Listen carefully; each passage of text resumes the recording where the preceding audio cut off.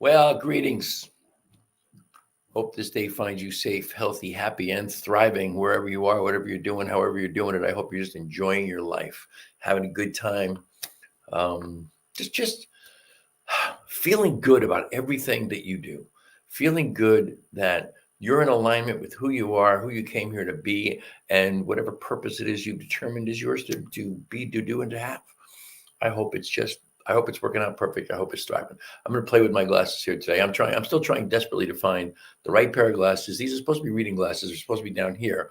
But if I put them down there, then it looks like my eyes are cut in half.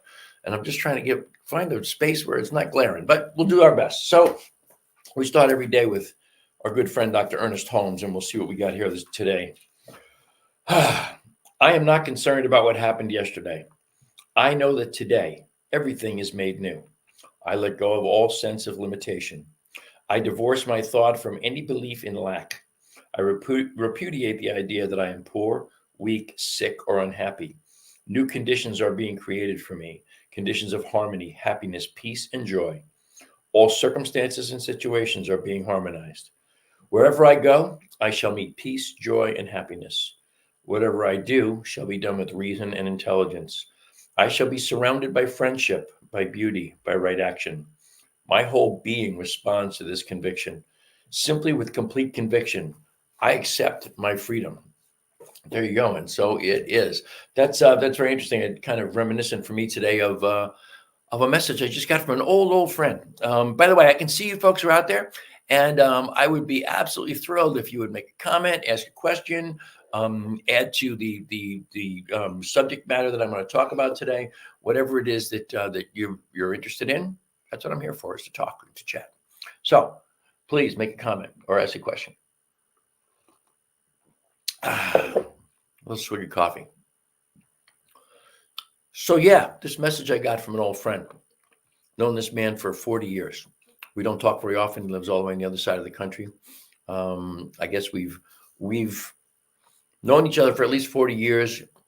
We hadn't seen each other in probably, I'm going to say maybe 33 or 34 of those, maybe 35 of those. And then we had lunch one day, probably 5 or 6 years ago so it would have been only like about 30 years maybe, in Golden, Colorado.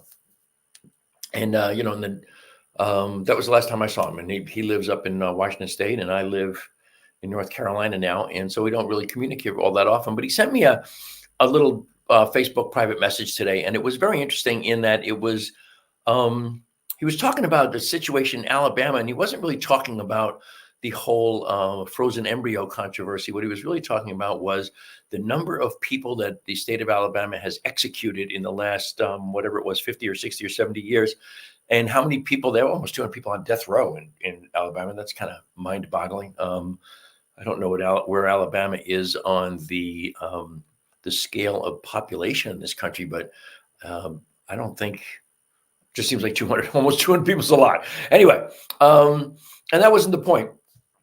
After he talked about that, he said he looks at what's going on in the world and he doesn't feel very confident to have any kind of a sense of there being an improvement in what's going on. But his last paragraph was very interesting to me. It was, he said, it's okay what's going on in the world, because right now I'm okay with my outcome. And I thought, wow, what a thought that is. Think about that for a minute. Doesn't matter what's going on in the world. How's your life? We spend a lot of time, particularly in this season in the United States, as we come closer and closer and closer to a voting, to an election. It seems like our political seasons never end, but they wax and wane depending on how close we are to the next major election. But the idea is that what's going on in my life? I can remember years ago when the economy crashed. My economy crashed with everybody else's. My beloved Lisa and I struggled mightily during 2008, 2009, 2010. It was a tough time for us. But we came out of it, and I started to recognize it, it doesn't matter where the economy is in the nation. My economy was fine. And it's not about not caring what's going on. What it really is about is appreciating where my life is. How am I dealing? How am I getting along? Am I doing okay? And if I'm doing okay, can I help anybody else? That's the kind of the next step, don't you think? In being kind of a servant leader in the world, in the community. How can I help? What can I do next? So that's just an interesting thought from my old friend. I don't know if I think maybe he very quietly watches the podcast once in a while. His name is Terry Turner. And Terry, if you ever catch this, I was thrilled to hear from you, and thank you for the inspiration for this little bit of the show here. The other day also on Facebook, a meme came by that really just struck me. I shared it. I shared it on my story. I shared it on my feed. It was very simply, if you can't figure out how to be kind, at least figure out how to be quiet. And I went, oh my God. Here we are. You know, and you've heard me say this before. I'm a political animal. I get on Facebook and I put up things that I think are positive, uplifting, life affirming, but I also put up political things. And there's no, I don't need to explain to you. Look at the shirt. Who am I? I'm certainly not. I'm not a Trump supporter. Anyway, be that as it may, the idea is that we get involved in these conversations, and maybe somebody says something untoward, or they make fun, or they maybe insult, and the normal inclination is to go ahead and insult right back. And I can be as guilty of that as anybody. But I will tell you something: in the last 3 days or 4 days since that meme came up in front of me, that's changed dramatically. I stopped myself. And it's not so much about if I can't be kind. It's more about how good am I at being quiet?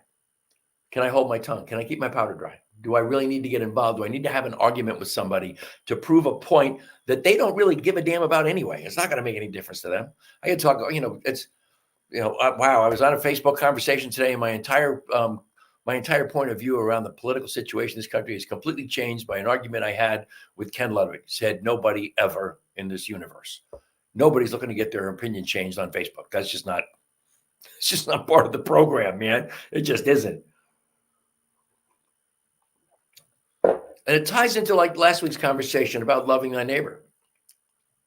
It really is, along with the hate the sin but love the sinner concept, is you can hate the point of view, the philosophy, but not the philosopher, not the person with the point of view. It's very, very, very difficult when we get deep into the politics, and the farther up the political scale of personalities we go. And I guess, it's kind of a veiled reference to the presidency. The ability to be kind and loving towards the opposing point of view can be stretched. It can be stressed. And yeah, so it's just a stop and think about thing. Just have a point of view around that. And then, a friend of mine who's a friend of the show, Lisa Thomas. She was on the show last year. I need to have her back on the show because the work she's doing is extraordinary around epigenetics, and it's really, really something that everybody can benefit from, because every single one of us is dragging with us an historical genetic code that can be in our way. It can also be something that makes us monstrously successful, but it can literally be something that holds us back from being good or even modestly good at anything. But Lisa Thomas put a question that she said is something that to ask ourselves, that she asked herself around around trying to be popular, trying to attract people, trying to be accepted by people. And the question is, in your quest to be accepted, do you offer acceptance? Fits into the same thing that I'm talking about here with the political stuff, but it also fits in every other area of our lives. If you're in, I'm in the network marketing industry, the affiliate marketing industry, and it's one of those things where you're constantly looking to prospect and bring people onto your team, and you get into a position pretty easily. And I think you can do this in all different facets of life, where you are searching for people to be customers, to be business associates, to be friends, to be participants in a project you're doing, whatever it is, and you're looking for these people, and you want to be accepted by them, to participate in whatever it is you're endeavoring to do. Then the flip side of that coin is, are you offering acceptance of them? It's one of the lessons I'm learning, and I'm just taking this little course around my industry, and the idea is to be genuinely, authentically engaged. Another affiliate marketing expression, or maybe a marketing expression in general, maybe a sales expression in general, is try very, very hard to be more interested than interesting. If you're the person who can't wait to speak, if you're the person who is listening only for the purposes of replying, learn to listen. Learn to accept the other person's point of view, to accept what they're talking about. Learn to accept their lifestyle, their lives. Be inquisitive. My beloved Lisa is so good at that. She's just, people call it small talk, but when it's my beloved Lisa, it's not small talk. It's genuine inquisitiveness. She's genuinely interested in people and who they are and what they do and their families and their kids. She's genuinely interested, and she asks all the questions, and she rarely ever talks about herself. I'm working on that, but I've always been that person who wants to participate. If you've got a story and I have something that's like it, I want to tell you my part of the story, and blah, blah, blah, blah, blah. And you go back and forth with that. And in the end, you learn nothing about one another, but you have had a back and forth of, I don't know, who's tougher, who's bigger, who's stronger, who's whatever, whose stories are better, whose stories are crazier. I'm a child of the 60s. We've all got crazy stories, but we can get into a battle on who's got the best ones. Again, I see you guys are out there. If you got a question, if you got a thought you want to contribute here, I'm here. I'm thrilled to hear from you. So please participate if you like. If you've got something to say, I'm listening. And I wanted to stop back to the books that I've been talking about, and I'm reading these very, very slowly, because I remember I've told you I'm a painfully slow reader. I love to read, but I'm a painfully slow reader. And the two books are Living Untethered by Mark Singer, and I Am: The Power of Discovering Who You Really Are by Howard Falco. And these two books, this is fascinating. I mean, you can see the difference in the thickness of the two books. And I'll just, real quick, maybe I can tell you here. Living Untethered is 201 pages long, and I Am is, I can't see that. I turned my light off and I can't see, even my glasses on, I can't see without the light on. But I Am is 336 pages long. So basically, this one's 50% longer than this one. But as I read them, they might as well have been written as part of a curriculum to go side by side with one another. Really, truly great reads around who am I? How am I responding into the world? And they talk about, Mark Singer calls it samskaras, which is I think a Sanskrit word, which basically is your old memories, your subjective mind, okay, which is, if you're a science of mind person, you know what the teaching symbol looks like, and that middle piece we call soul, or the subjective, or the subconscious. That is the controlling interest of your life, whether you know it or not. Now, I just talked about Lisa Thomas's work in epigenetics. That's what she's working on. And both of these books talk about those very same things, about the ideas of what is it that we have buried in our psyche that is either our stumbling blocks or our incentivizers. And I just think they're two great books. And again, I love reading them side by side. It's funny how I managed to keep up with them. Singer's book the chapters are very, very, very short, like 3 pages, 4 pages, maybe 5. And Falco's chapters in I Am are much longer. And the interesting thing is that if I just read one short chapter of Singer's and then read maybe twice as many pages in this, I've got this side by side read. They're like so complementary. I've never read 2 books in my life that were so complementary. And I read, I've told you before, I like to read I used to like to read 4, 5, 6 books at a time, all together, and I gave that up a long time ago, and I've just reinvigorated that in the last, I don't know, 4 months, 5 months, and I love that I've done it because it gives you the ability to read something. If you're reading something that's in the realm of personal development, like those would be considered, along with, one of the other books I'm reading at this time is the autobiography of a yogi. If you're reading those kinds of books together, 3 books at once, maybe you don't feel like that. Maybe you don't feel like that today. Excuse me. Maybe you don't want to be as heavy as personal development. Well, what I was doing was I was reading Henry Winkler's book, Henry, The Fonz and Beyond, alongside these personal development books I was reading. And it was great for entertainment factor, for a lighter read than the stuff that was making me really think and contemplate. And so I finished that book. And what I picked up was a book that Lisa gave me several years ago. Got to be, I don't know when he wrote it, maybe 5 or 6 years ago. She gave me Keith Richards' autobiography. It's called Life. And I started reading it, and for whatever reason, I put it down. Well, now that I've got this thought in my head that I'm going to have 4 or 5 books for personal development, but I'm also going to have a book for just pure entertainment value, I picked Keith back up again, and the Live back up again by Keith Richards. And I love, love, love reading it. It's crazy nuts to read. His language is weird. He talks about his mom. I think had 6 or 7 sisters, and he had 2 aunts that lived together. I don't remember their names, but he said that they were. This cracked me up. They were thought to be on the game, and I was like, "What the hell does on the game mean?"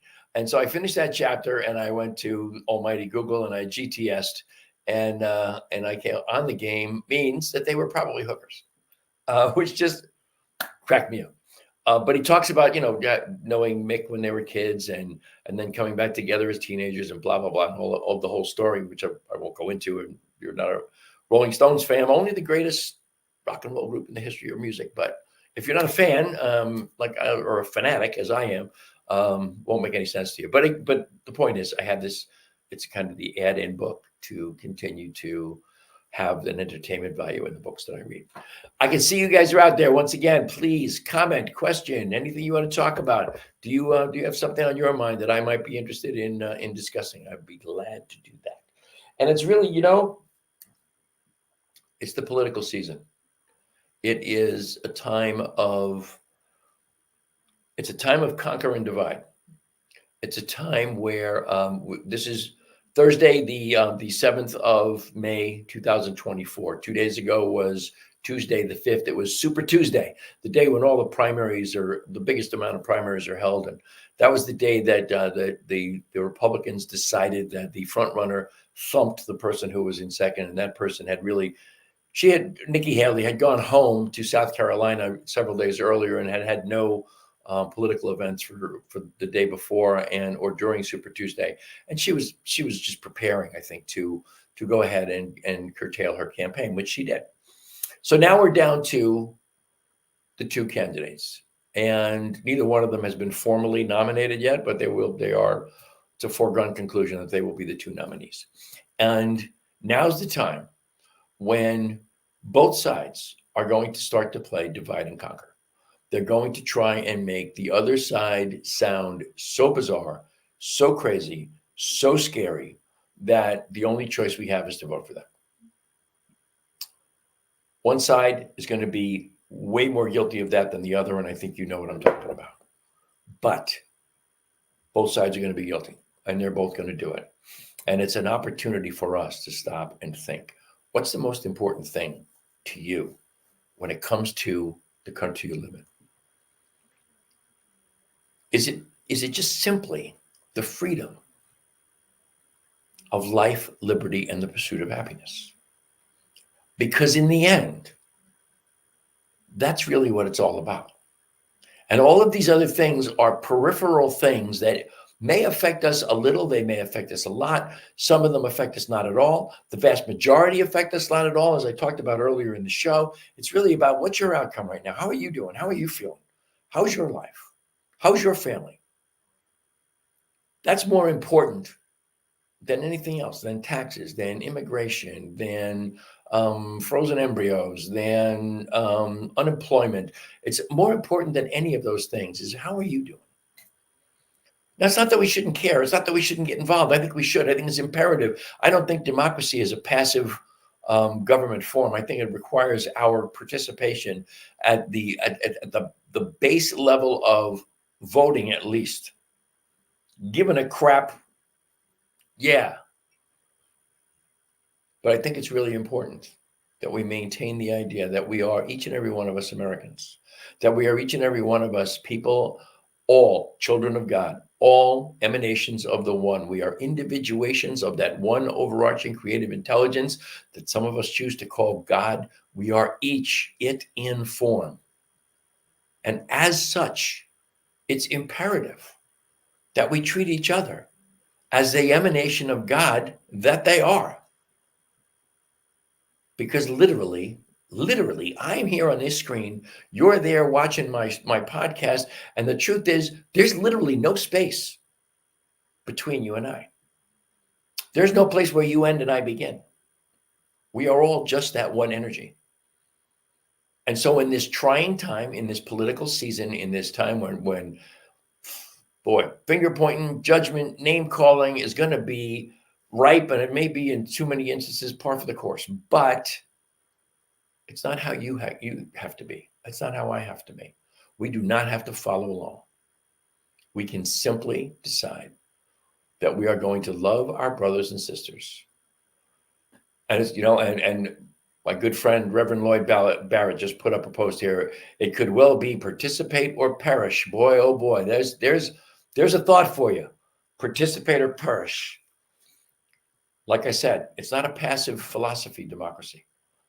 Participation is imperative. In fact, it's a responsibility if you want to continue to live in that space.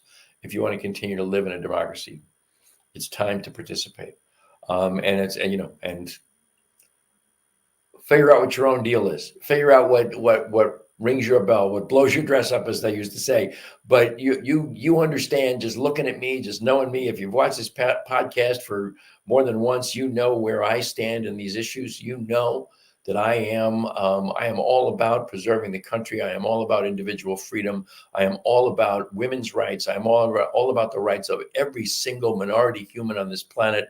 I am all about figuring out the immigration situation so that the people who are scared to death of immigration get the thought through their head, the truth, the fact that we need immigrants. We need them in the country. The system is broken on the southern border. No two ways about it. We haven't done a damn near enough in Venezuela or any of the other countries that are losing people, that people are running from desperately to avoid gangs, to avoid government torture, to avoid all kinds of crazy situations that we would not allow in this country. We've not done enough to help those people feel comfortable staying in their own country. Excuse me. We are the kings of foreign aid. Well, maybe the queens these days, because I think maybe China's vying for the kingship. But the truth is, we need to be very, very sure that we understand these issues, that we understand the immigration thing. Stop being scared by people screaming. The one less than intelligent candidate screaming that people are coming across the border speaking languages that we've never heard before, that we don't even have interpreters for, because people in this country have never heard these languages. People in the government have never heard these languages. I got news for you, goofball, you nitwit. It's Spanish. And it's an enormous percentage of the population of this country. And I have a Mexican niece-in-law that I love, that I adore. The first Spanish blood brought into our mayonnaise face Irish German family, and I am thrilled. I love that this woman is part of our family. I adore her. She's fabulous. I don't know why I went off on that. We don't be scared is the point. Don't fear these people. They are our brothers and sisters. Did you know? You know what? We talk about we're the United States of America and we're Americans. You know what else? Canadians are Americans. Mexicans are Americans, because that's the North American continent. Mexico is part of North America. It is not Central America or South America. And Central America isn't even a continent. But the North American continent includes Mexico, the United States, and Canada. So they're all Americans. They're all part of us. We are all one in the divine mind. Each and every one of us is here because the overarching creative intelligence of the universe decided that this would be part of its creation. It is experiencing itself via its creation, which is you and me. And part of its experience is going to be overjoyed at the idea that we have participated in creating a future for ourselves that is participatory for all. The next 5 or 10 minutes of what I could say here is going to be nothing but rambling on and ranting and just repetitious. You get the idea. That's all I got for you today. I really want you to remember that New Thought Media Network is a nonprofit organization. We live and breathe by virtue of your contributions and your generosity. Excuse me, you can go to our website, www.newthoughtmedia.org. That's ntmedia.org, www.ntmedia.org. Click on donate. We are thrilled beyond belief. Whatever you deign to give us, we are thrilled with that. Let me tell you. Facebook.com, go to Vibrant Aging. That is my beloved Lisa's and my branded Facebook page. It is our sister page to this show, Vibrant Living. And you can find us there. If you want to email me, if you want to contact me, please, teamrockitnow@gmail.com. Always remember that this show is sponsored by HempWorks. Go to www.hempworks.com/Ken Ludwig. Find the greatest collection of CBD and hemp-infused products anywhere in the world. Greatest selection, greatest choices, greatest concentrations, the cleanest, most potent CBD and hemp-infused products you'll find anywhere. One of my favorites here is the coffee, 5 milligrams of CBD in every single straw stick. It comes in those little individual straw stick packages, along with some chaga mushroom and some other things for your health. And that's, like I said, that's it. As always, I am immensely grateful for the great gift of your time and your attention. I wish you all the love and all the blessings that the universe has to offer. I hope you will join me every Thursday at 2:00 Mountain Time, 4:00 Eastern Time for another little version of Vibrant Living. I appreciate your watching. And until the next time, my friends, namaste.